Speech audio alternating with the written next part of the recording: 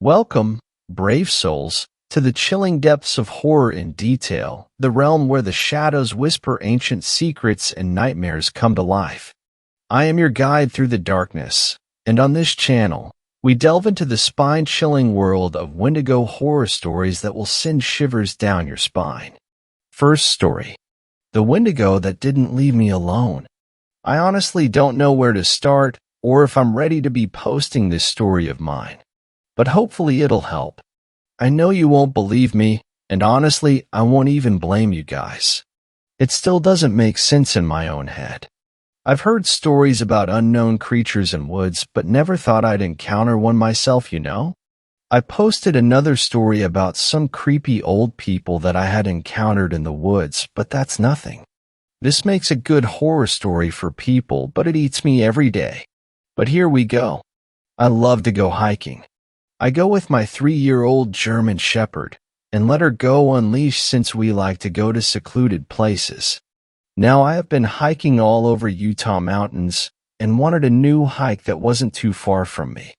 I have an app that tells me about hikes near me, if it is a hard hike, reviews, and if it's dog-friendly. Now I was scrolling through All Trail looking for possibly something new, but I wasn't too hopeful. But to my delight, there was something new. I don't know why I don't remember the name of it, but I do remember it was at the bottom of the list, and it had one review saying good. I thought that was kind of strange. Mostly because people love to review hikes and try to tell the city what they can do to improve the hike and make it more safe, but I figured it wasn't a popular hike. So the next day, Kyrie and I packed up our stuff and went up towards the hike. I always carry first aid kit, extra food, a knife, and just emergency stuff in case I get lost. It's important to mention now that Kyrie eats a raw diet, meaning she eats raw meat not cooked, and since we were going so early in the morning, I thought I could bring some with us. I put it in her blue backpack I make her wear and decided when it was getting warmer we would stop to eat. Where I live, there's a long drive through the canyon and many roads going towards the hike you'd like to go on. This one was a little further than I'm used to, but I didn't care, it was new, and I was excited, so was Kyrie. She cries in the car until we get there.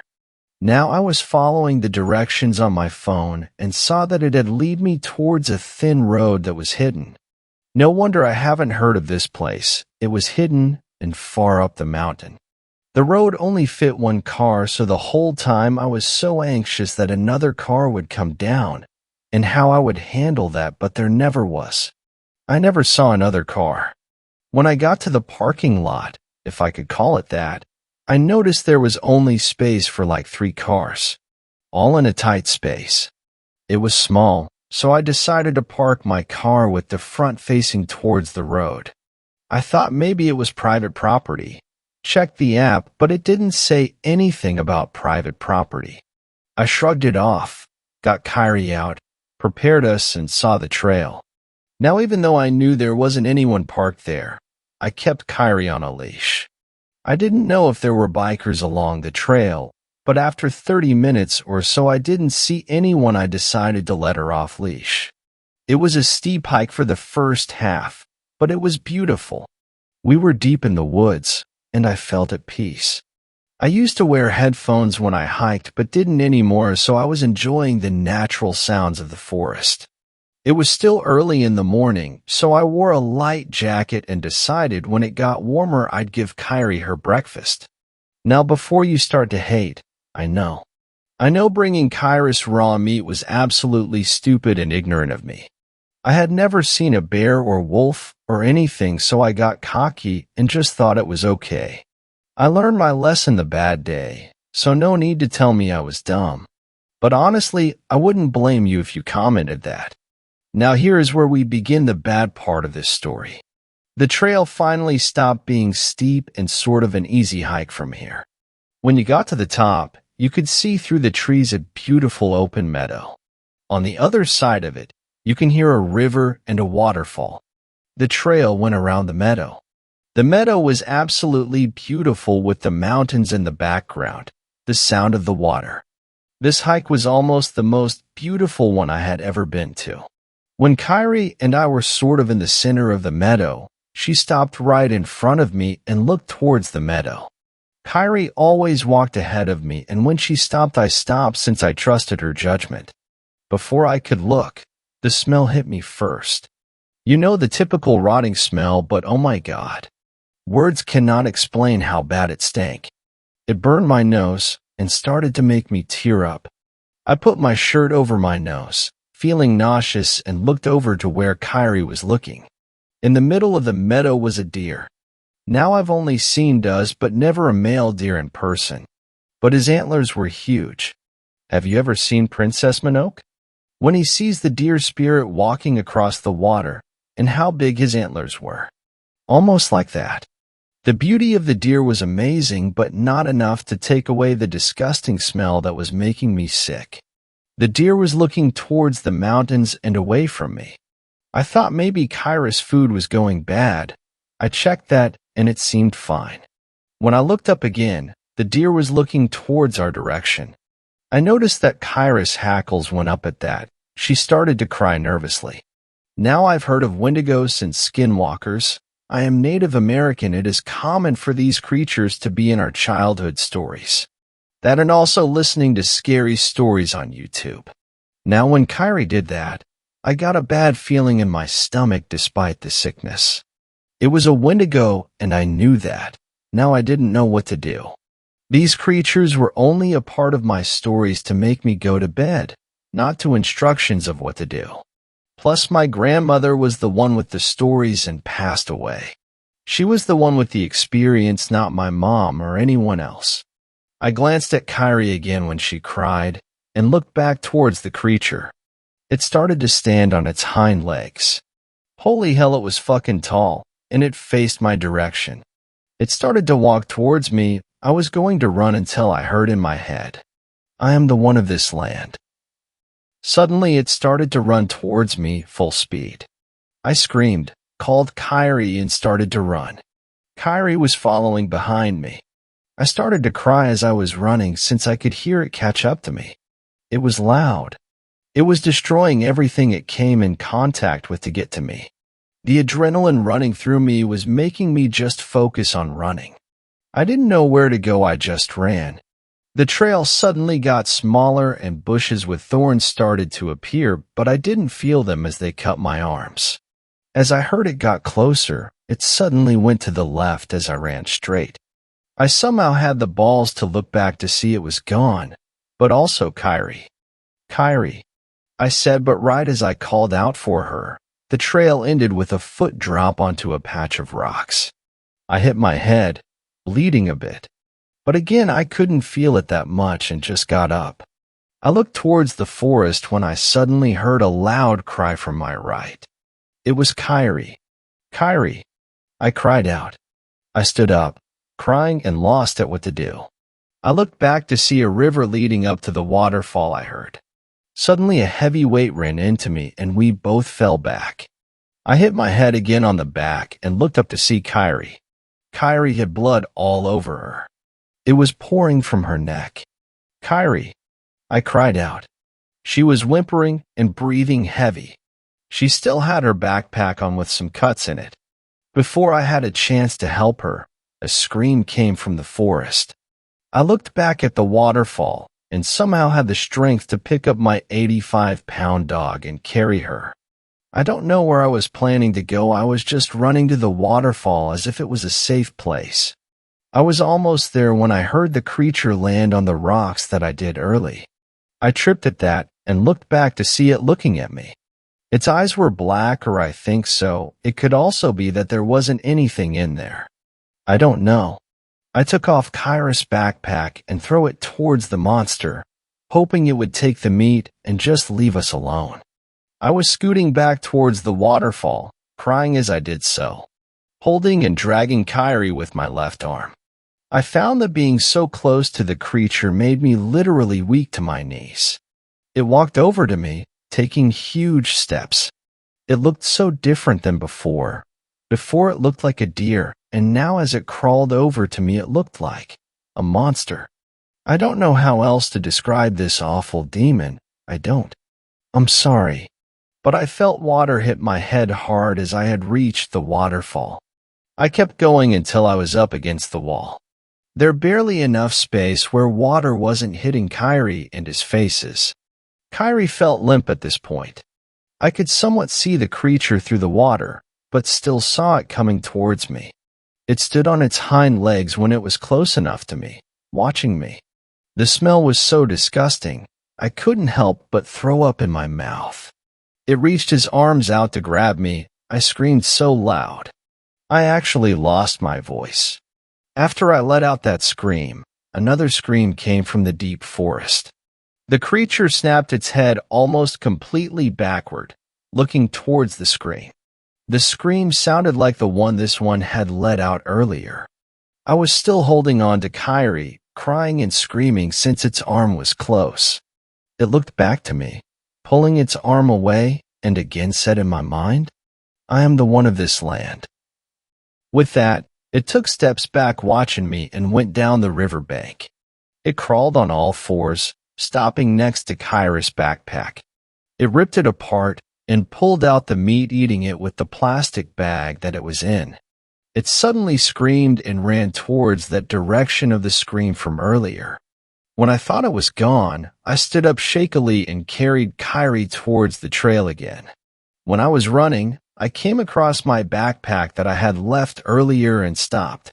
It was ripped apart, so I took off my jacket and wrapped it around Kyrie's neck where she was bleeding a lot.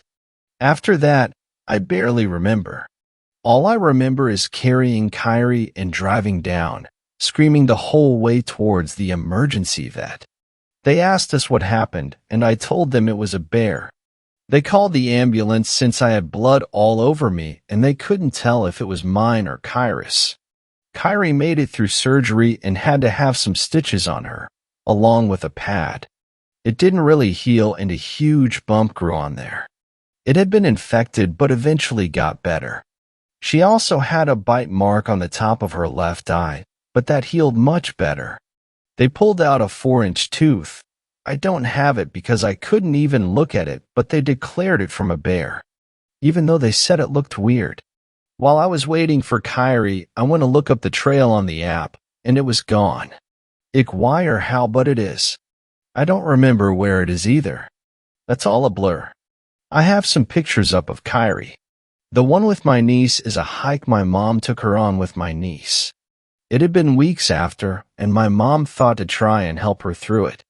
Kyrie looks nervous in the picture, but you can see the huge bump on the left side of her neck. There's also a picture with Kyrie and her bandages around her neck. And the one that is the most recent of her neck, it's black. The stitches came out. The last picture is of the top of her head, also black, but it's healed now. I'll have pictures of these, but don't know where or how to post these. I haven't been hiking since, and I refuse to let Kyrie go. That time my mom took her, she did it while I was at work, but regretted it because she said Kyrie was crying and was so scared they had to just go home. My mom knows. I screamed at night from nightmares for a week or two. My mom put white candles in my room to get rid of the bad spirits attracted to my negativity. So yeah, here's my story. I've heard stories where people saw a Wendigo and they didn't get harmed, and God, I wish I went through that. I hate hiking.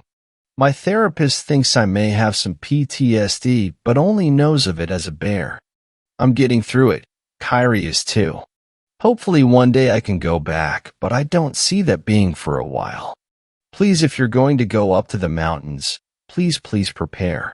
Mother Nature is not only unpredictable, but has things in there that just don't make sense in our heads.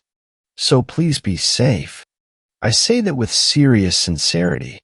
If there's any other subreddits I can post this to, I would love to know, so I can share my story and maybe help others out there.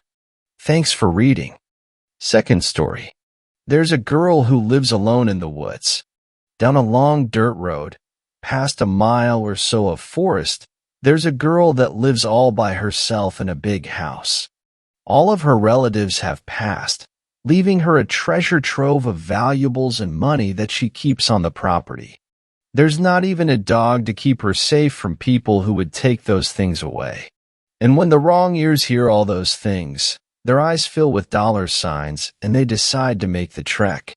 They always make the same wrong assumption, though, that I'm really alone. 4 men came to my house a few nights ago. I saw one of them carrying a crowbar and another had a gun tucked into his pants. I only closed my curtains and locked my bedroom door. I've seen this happen many times, and I can tell you exactly what came to pass, even if I wasn't a witness to all of it. They enter through the front door. They're always surprised to see it's unlocked, but they likely assume it's because I live so far out and am comfortable in the safety of seclusion. They split up in pairs, not worried about what they'll do if they find the owner of the house. She's just a girl, one who stares at the ground when she talks and who trips over her words in a rush to get them out. She's clearly not very bright, and she's clearly not very strong. One of my monsters is hiding under the couch tonight. When he saw they were coming, he slipped under there. One of their ankles strayed too close, and he's pulled under with not even a scream. In the morning, the man will wake up in a country where he doesn't speak the language and with no memory of how he got there, only that there's a bite mark on his leg and that he'll never feel safe in the dark again. He's the lucky one. The monster under the bed is merciful. The monster in the closet is not. The one with him assumes that the missing man is pulling a prank. He calls his name and starts poking around for him. He asks the other two, who are going through my grandmother's music boxes, where their friend went. They have no clue. They didn't see it happen. The searcher opens a pantry and out a clawed hand flies, wrapping around his throat and dragging him with. He screams and screams and screams until his throat is cut. In seconds, all the skin is flayed from his body, landing next to his body in a pile of fleshy ribbons. Eyeballs are squished like grapes. Teeth fall from his jaws into the ground with a sound not unlike dropping a handful of marbles. He isn't long in the world, but those remaining seconds are filled with some of the most excruciating pain a person could remotely comprehend. When the other two throw open the door, they find the whole pantry is soaked top to bottom with blood. The remains of their friend are unrecognizable as such, other than the scraps of his clothing and his crowbar. The two panic. They split up in their haste to escape. One runs into the backyard. His mistake. The monster outside the window lives out there, and he doesn't really interfere with trespassers unless someone bothers him. And when someone slams the back door open while screaming at the top of their lungs, well, that bothers him, as it would most people, I think.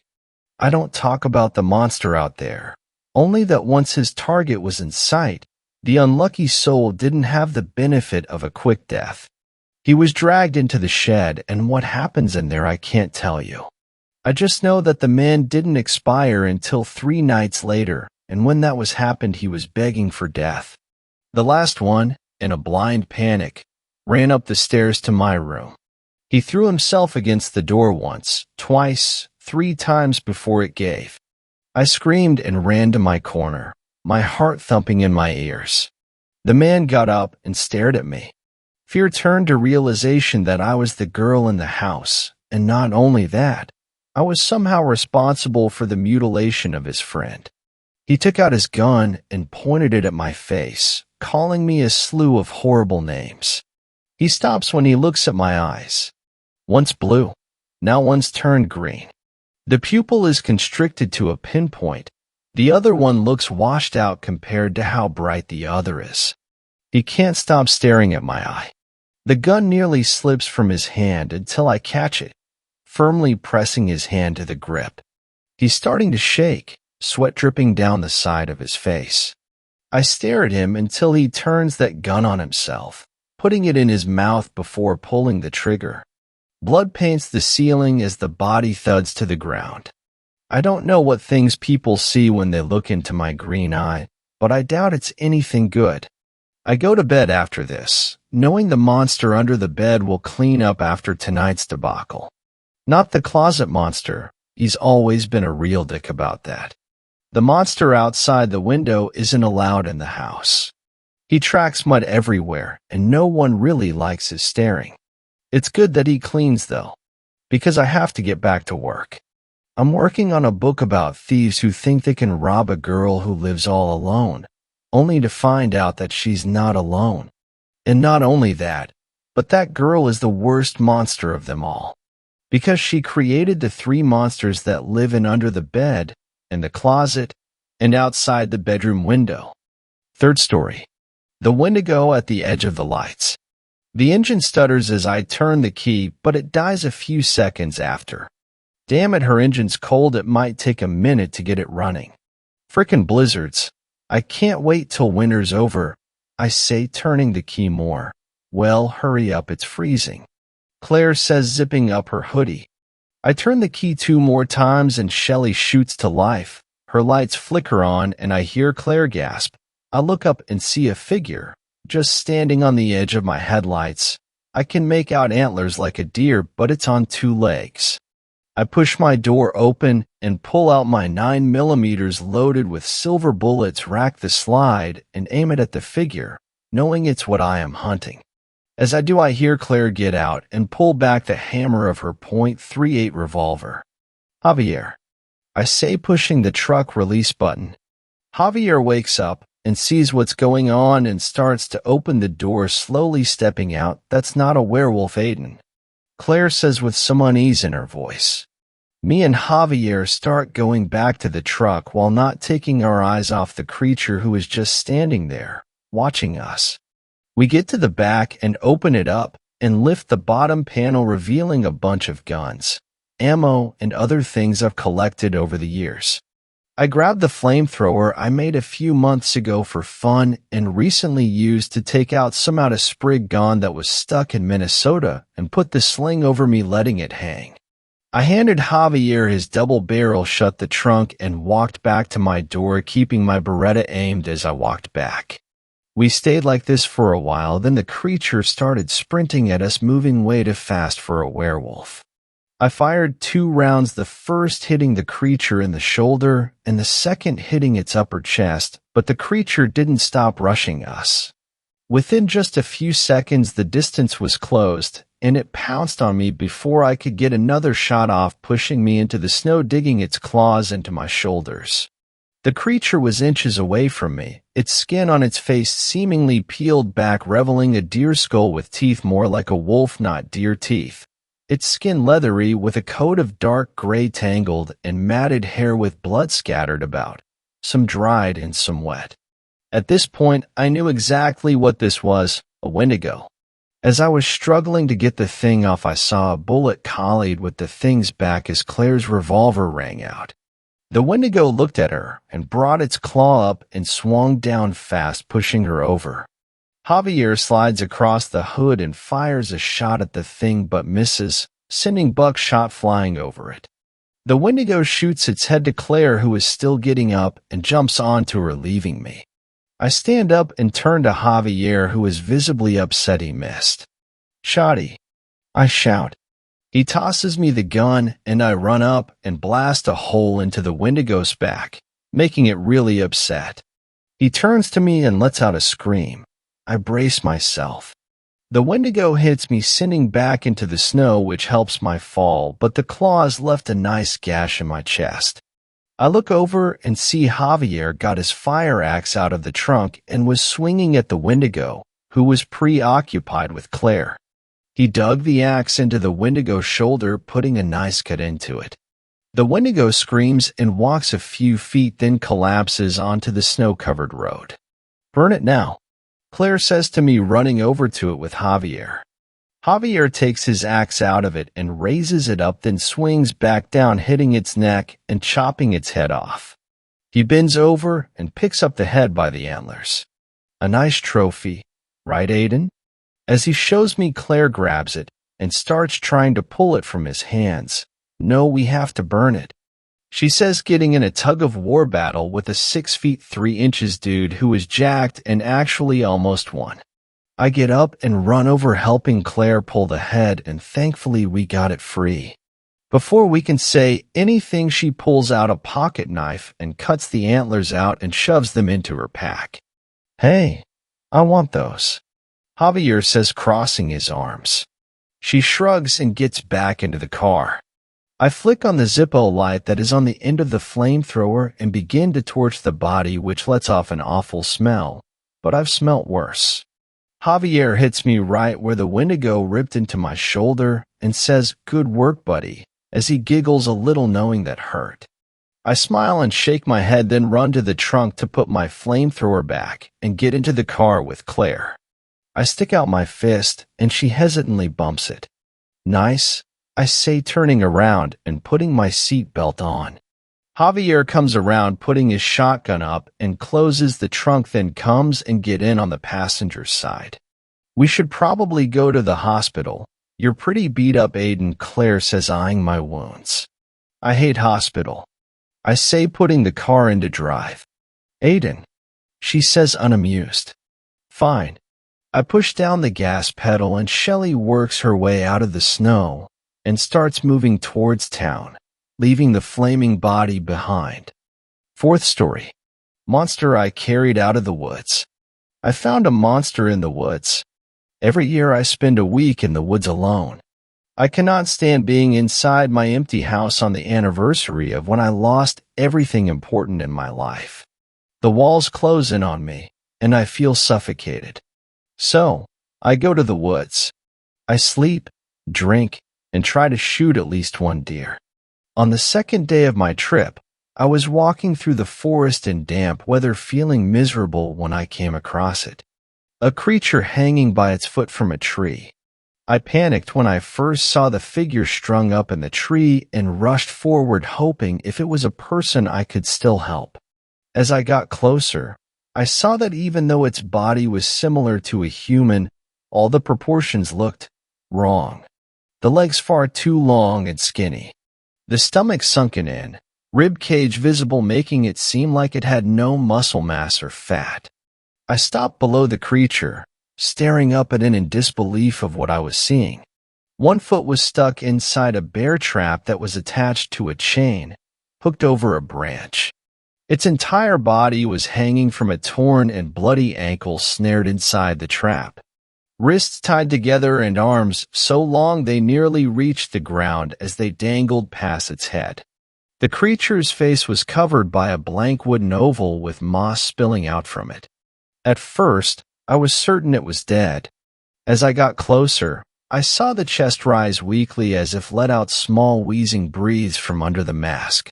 Even without seeing what was under the mask, I knew this thing wasn't human. The woods had a bad reputation of people going missing. Most didn't like camping overnight inside the forest anymore. It was a good place to fish and hunt, but not to stay the night. I had my hunting rifle with me. I could put it out of its misery, or just left it alone. Someone put this thing here. They might be back for it. Misty rain came down, and I could see puff of my breath in the terrible weather. My feet cold and fingers stiff. It would get dark in a few hours. I should go back to my camp and get dry, or else I would get sick. Or leave this damned forest before any more of these creatures came for me. Instead, I did something only an insane person would. I placed my gear on the ground to climb the tree to get the creature down. It was the middle of the night when the creature stirred. I treated the wounds the best I could. Getting the bear trap off without cutting my hand took almost an hour to do. Dragging the lanky thing back to camp worn me out, and I still needed to dry the creature off and wrap up its wounds. The damn thing better appreciate what I did for it. While I waited for it to wake up, I sat by the fire, sitting under a tarp to keep dry. I let the monster I dragged back use my tent, keeping the flap open so I could keep an eye on it. I was dead tired, but didn't want to fall asleep with whatever the thing was close by to eat me in my sleep. Its limbs were so long I had to fold them to make sure it fit inside my small tent. At some point in the middle of the night, I heard movement in my tent. Slowly a hand came out, long fingers testing the damp ground. I couldn't see the thing's expression because of the mask and moss covering its entire head. Even while it slept, I didn't dare look what it really looked like. I remained still, wrapped up in my spare blanket. If it attacked, I could shoot it, but I didn't even reach for my rifle. Half of the creature's body came out of the tent, body freezing up when it sensed me nearby. The next few seconds were tense. Neither of us moved, waiting for the other to act first. I'd hoped this would be a treat and release process. That when this creature woke up, it would just go back off into the woods. I was not so lucky. It made the choice to attack the easy target. Darting forward, it cleared the distance between us quickly. I was knocked over, bony hands pinning me down to the ground. The mask flipped up so fast I never saw what was underneath.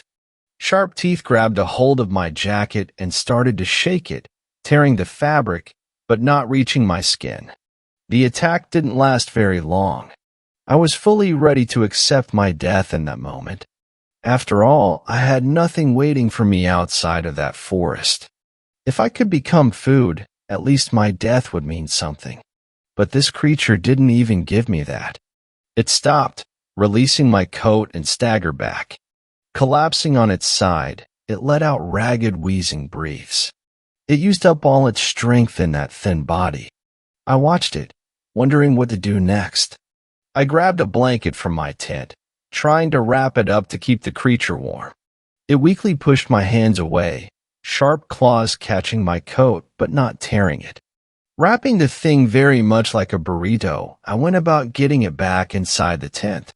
I couldn't see the creature's expression, but I could sense how annoyed my new campmate was being manhandled and wrapped up. Until it regained some strength, it would need to accept some help.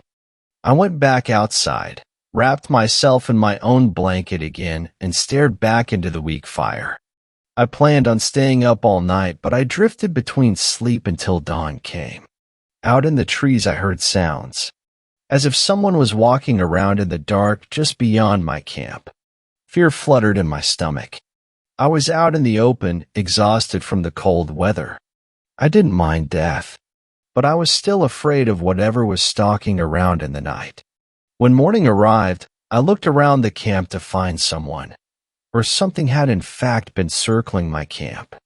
Muddy tracks and broken twigs gave me enough evidence of being watched.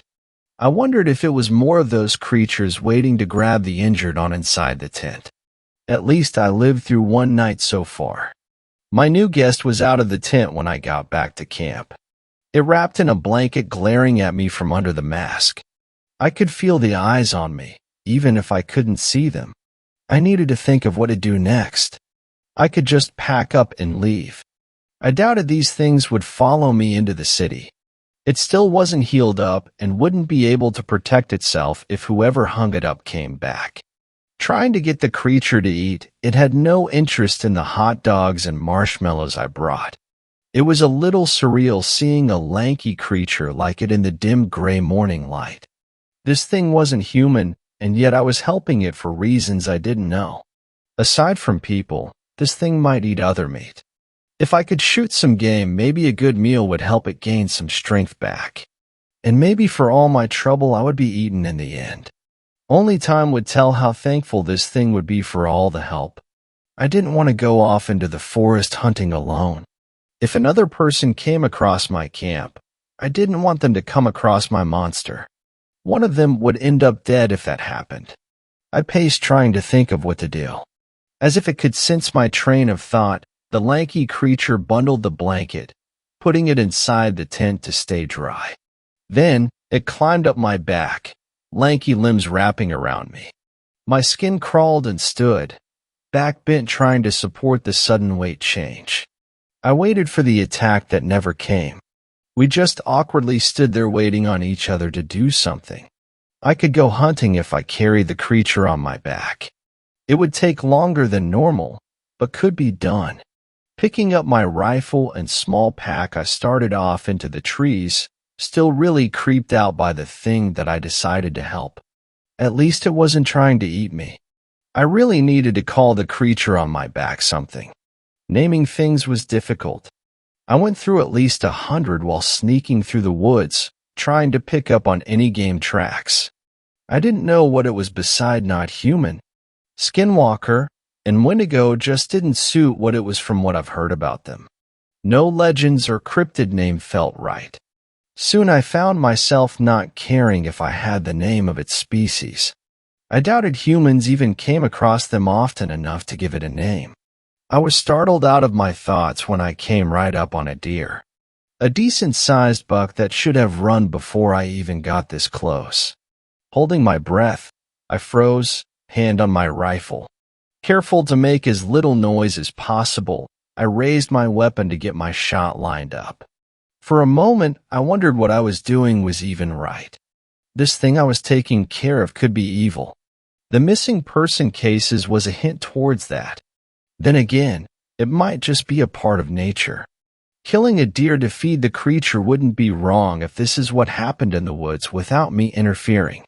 I shot twice for good measure. The buck fell with a grunt of surprise.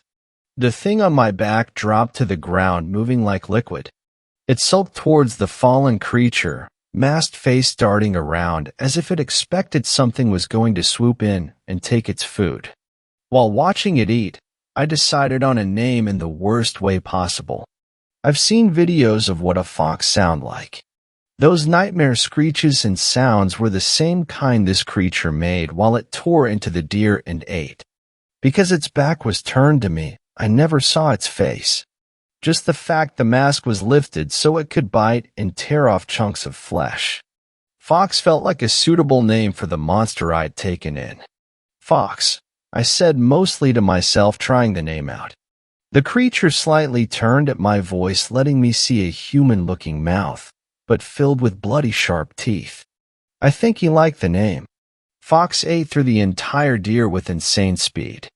Even after devouring through pounds of meat, he was still skinny enough for me to see his rib cage. It was a mystery where he put it all. Gathering up the larger bones, he followed behind me back to the camp. At least he could walk now, although limping and trailing behind. He crawling mostly on all fours even though he was holding bones in his hands. I led him to the river first so he could get cleaned up in the cold water, and I refilled some of my bottles to boil later. When we arrived back at camp, Fox gnawed on a rib while reluctantly letting me look at his injured ankle. It healed so much I knew he would be fine by tonight or tomorrow. Watching him chew though his bone stash, I wondered yet again what I was doing. Not only did I not leave him to die, I'd named him. There was something seriously wrong with me if I could get attached to a creature like this. You can eat me, you know. I told him, not knowing if he knew what I was saying. Fox looked over at my voice, but didn't pause in his gnawing. Bone under his moss blanket covering his face. Strangely enough, I wasn't scared of him. I'd already accepted my death for a while now. If he wanted to eat me next, I would almost welcome it. The rest of the day, I let him wander around camp, and I kept the fire going and took a few short naps to catch up on sleep. When night fell, the fear of death finally came to me. I was inside the tent while Fox stayed beside the fire. I'd heard noises from outside and carefully crawled out from my sleeping bag to try and see the source. It sounded like a few people walking just outside where the firelight could reach. Fox tensed up, looking ready to attack if needed. I found my rifle, taking it into my hand as silently as I could. My eyes adjusted to the darkness, and I could faintly see forms similar to Fox moving around in the trees. There was more of whatever he was in this forest. I stood waiting for them to make a move, rifle pointing downward. I didn't want to shoot one if they only showed up to pick up a missing member of their pack. One was brave enough to poke its head into the light. It was low to the ground, lanky elbows pointing up. It also had a blank wooden mask, but it had a mane of tangles, branches covering the upper half of its body.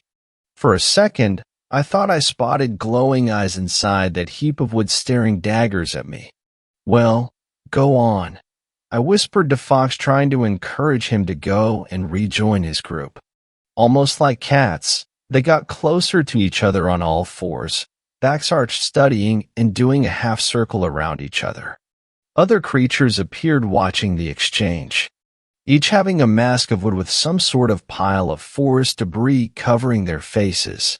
Some stood on two legs, making them almost 8 feet tall, other on all four ready to swiftly run forward if startled. It looked like it was going well. Fox got closer to the other creature and reached a clawed hand over as a gesture I didn't understand. In a blink of an eye, they both flew into a flurry of motion. Horrible hissing and garbling cries came from the tangled pair thrashing trying to kill each other. My heart sank and a pit of black fear opened up my stomach. Fox healed up a bit since he was with me, but he wasn't strong enough to fight off the newcomer, let alone all the ones in the woods watching.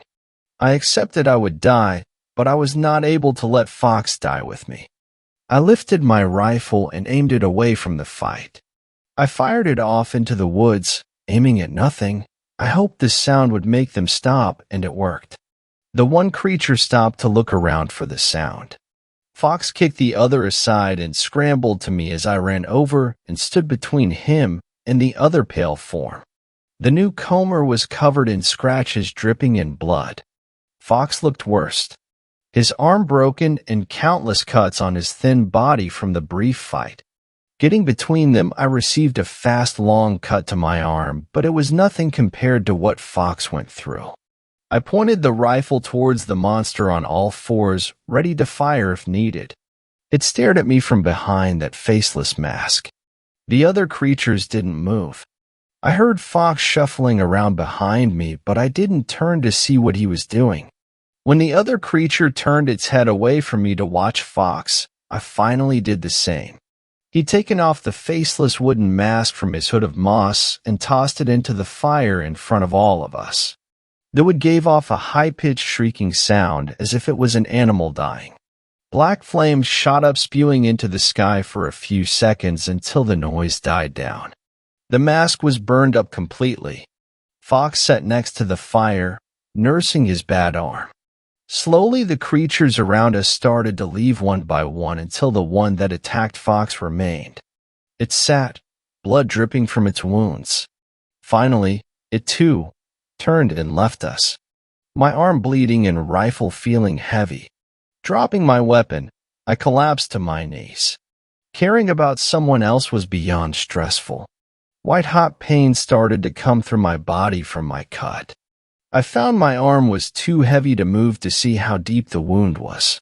Trying to stand, my legs suddenly refused to work. Not knowing why, I fainted into a deep sleep I didn't awake from until it was morning. When I opened my eyes, I was inside my tent on my side.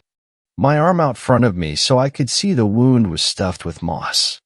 I felt hot and too weak to move, or do anything at all. I couldn't even move my fingers. Pain came in waves as I tried to ignore it. Focusing on anything but the throbbing in my arm, I listened to the pattering or rain outside. The light was gray and impossible to tell what time it was. The tent flap opened, letting cool air and misty rain come inside the tent. Fox must have been the one to put me in here, but he didn't know how zippers worked. My energy fading, I fell asleep again. The next few days I knew I was dying. Whatever got into my cut was nasty. That creature easily being able to kill with one strike of its claws. I slept most of the time, far too weak and feverish to move. Fox would keep me hydrated by lifting my head to let me drink from my steel water bottle I brought along. But the water tasted muddy. He was getting it from the river, not knowing to boil it. His efforts might just kill me faster. In my fever dreams, I was tormented by the truth that haunted my every waking hour. The reason why I wanted death so badly, even though I was too much of a coward to do it myself. I wasn't there to hear the car accident, but was still plagued by the sounds. My mind repeated the sound of the officer knocking on my door at 4 in the morning to awkwardly tell me the news. His first time saying such tragic words to another person. And I knew it was all my fault. 5 years ago, I cheated on my wife. A one-night fling. I did not have a good reason aside from I just felt like it. I told her knowing I would be unable to hide it. She very understandably got upset and left the house to her brother's place 4 blocks away. They both drank and insulted me, something I rightfully deserved. To this day, I don't know why they decided to drive back home that night. She was too drunk to drive, but her brother thought he was fine. It was only 4 blocks away from our home, and yet they got into a 3-car pileup from people leaving the bar for the night. Everyone in my wife's car died that night. Everyone else in the other cars were lucky enough to receive injuries they could recover from. 3 people died. My wife, her brother, and our daughter in the back seat of the car. I went to sleep when she left and wasn't even aware she took our daughter to her brother's place with her. All because I made one decision to go home with a woman I thought was attractive. A whim killed 3 people. I needed to live with that fact for the rest of my life. Delirious from the fever, I could barely keep my eyes open. I saw Fox sitting next to me, his form blurry in my weak state. I couldn't handle falling back asleep and hearing my daughter was gone again. Please, kill me, I begged him in a voice barely above a whisper. He didn't react for a long time. The longer I looked, the more I noticed he was slightly different, more human, his proportions not as lanky as before. He leaned in, and I saw instead of the moss covering his face, he replaced it with torn-up fabric that was once my clothing. He didn't keep it together with glue or thread. My tired brain wondered how the heaps of cloth stayed on his head. Reaching over, he took my arm, now red and infected from the cut. It caused a jolt of pain that almost knocked me out again to rattle my bones. Lifting my hand to his covered face, Fox lifted some of the rags to reveal a mouth of sharp teeth. Without any hesitation, he took my pinky finger off in one bite. I let out a soft scream, struggling to stay awake. Letting my hand drop, his long fingers came into view, moving directly to my throat. Darkness overtook me. I died. Fox choked the life out of me. Then, he gave some back. It's something beyond anything I could ever understand of how it happened. And I don't think I ever need to fully understand it. I woke up, scar on my arm, feeling better than I had in years. Aside from being stiff, my illness left me. I was still inside my tent, rain softly hitting against the outside.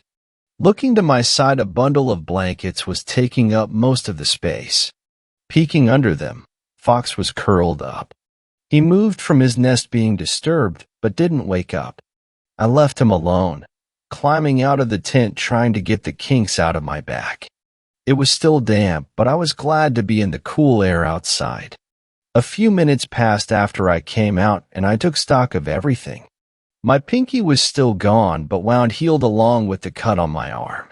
Aside from my clothing being torn apart by Fox, nothing else touched the camp while I was out of commission.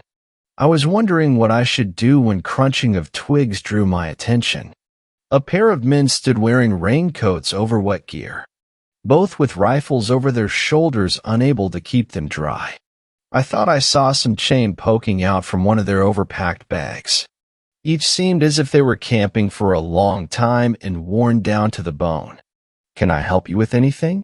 I asked the pair, voice cracking from a dry throat. I knew who they were. Without a doubt, they trapped Fox and left him hung up in a tree to die. I wondered if I was going to run into the people who did such a thing and still didn't know how to react when it happened. "Have you seen anything strange at night?" One asked slowly while looking over my camp. I felt my hands start to shake and forced myself to keep them steady. "Nope. Nothing. Terrible weather, don't you think? I'm going to pack up and leave today." I hoped I sounded casual enough. Glancing over, I saw Fox sitting up in the tent, moving around in the blanket pile silently. From the angle only I was the one who could see him. The 2 men looked at each other as if trying to decide something. If Fox saw them, would he kill them?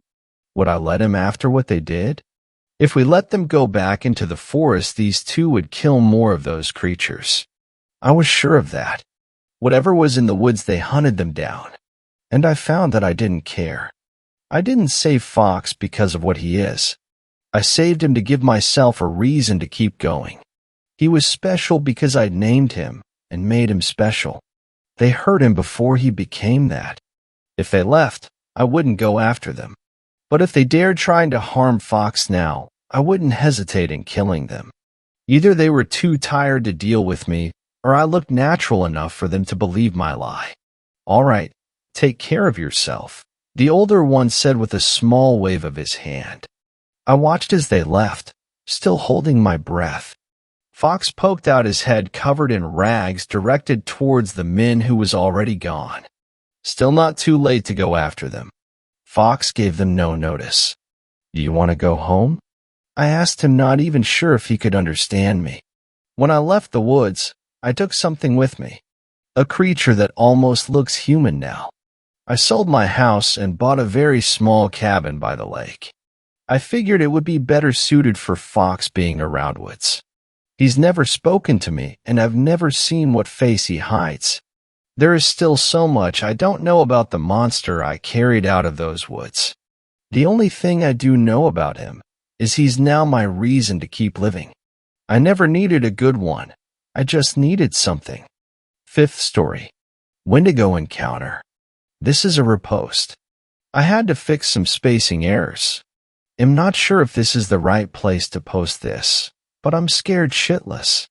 After hearing stories and looking stuff up online, I'm fairly sure it was a Wendigo. Me, my son and girlfriend were attacked by something. We were camping up in the northernmost area of Washington. My girlfriend is incredibly superstitious, so she insisted we brought weapons. So I had my combat knife and a 12-gauge shotgun, and she brought a .22 rifle alongside a newly sharpened machete. Our son was just 3 years old at the time. She and I were set on edge from a park ranger who seemed very tense and uneasy, who stopped us and instead of confiscating our weapons told us to be careful and stay safe, then sent us along our way to the camp. When we got there, we were informed that several visitors had spoken about some unnatural noises and a pale creature that would mimic voices and sounds of people who weren't talking or seeming to be distracted. I laughed and put the idea out my mind, thinking to myself, there's no way. They're fucking with us. But I knew better. So we then reached the area we were going to set up camp. We immediately got a fire ready to light and set up our tent and bags. I fed my son as my girlfriend ate a snack. We decided to get a lay of the area, so me and my girlfriend hiked around for about an hour or so.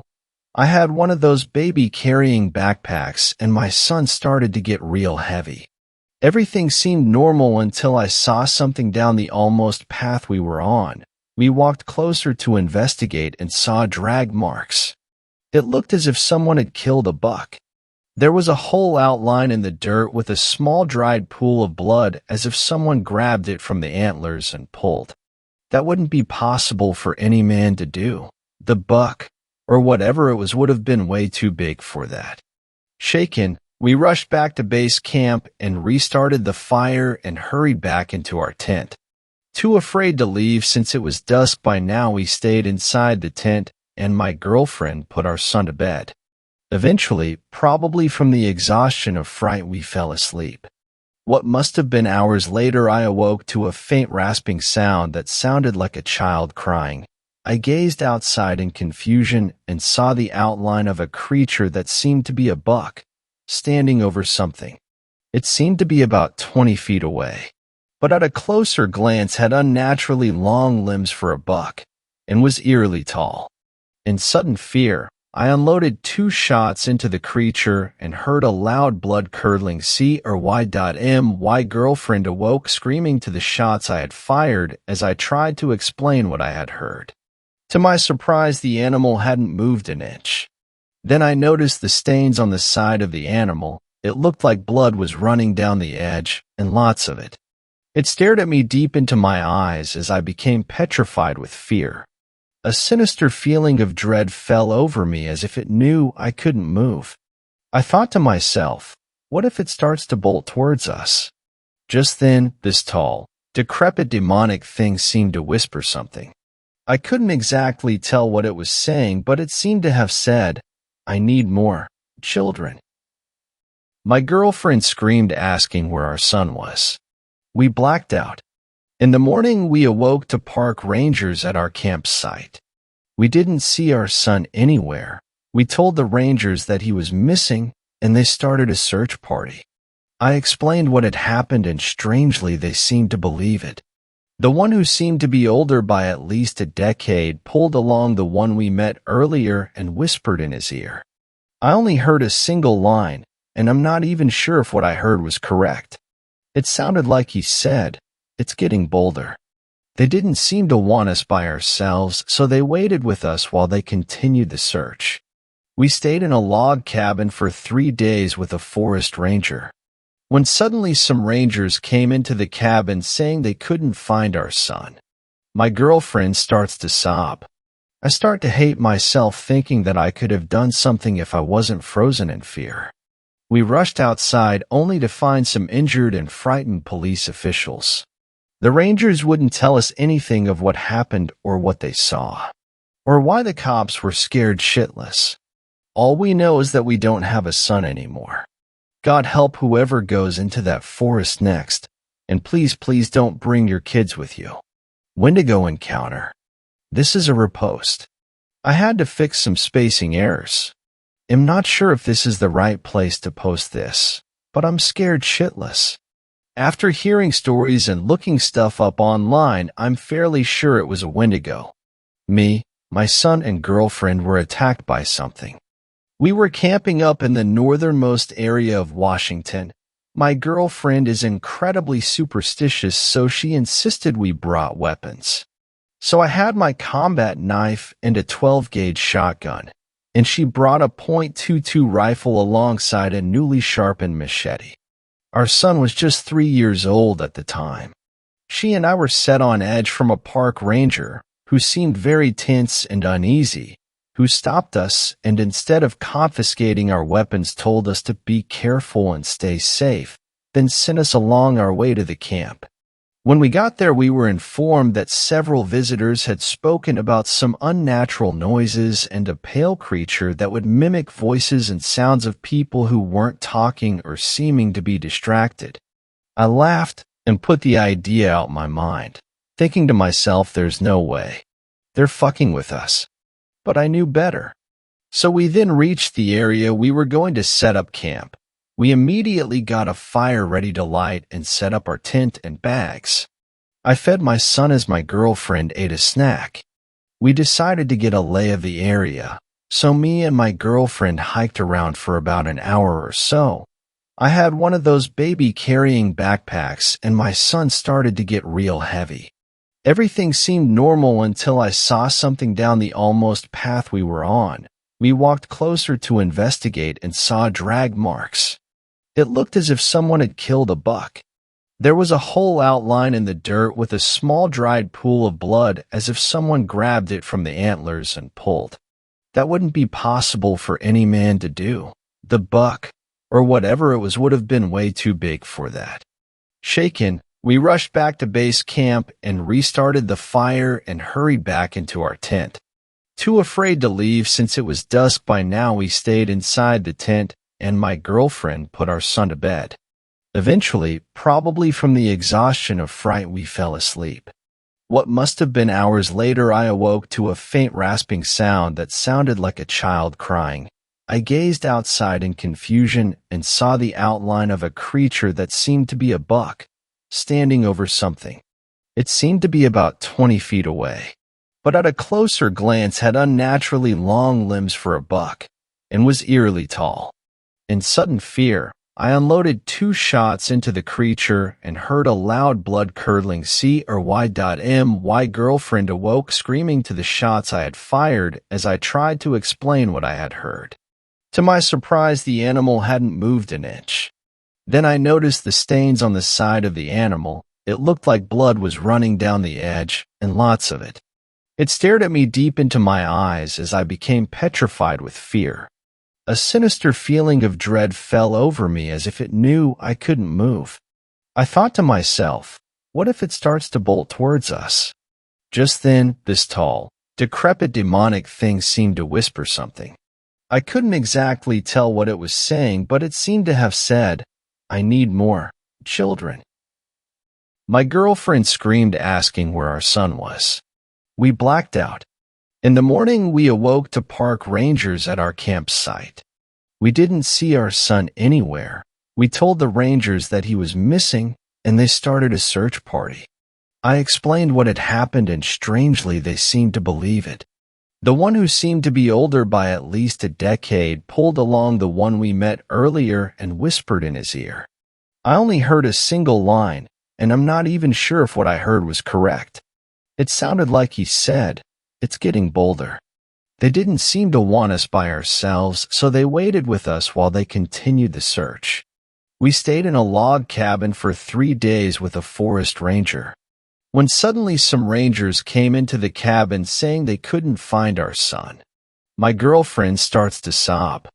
I start to hate myself, thinking that I could have done something if I wasn't frozen in fear.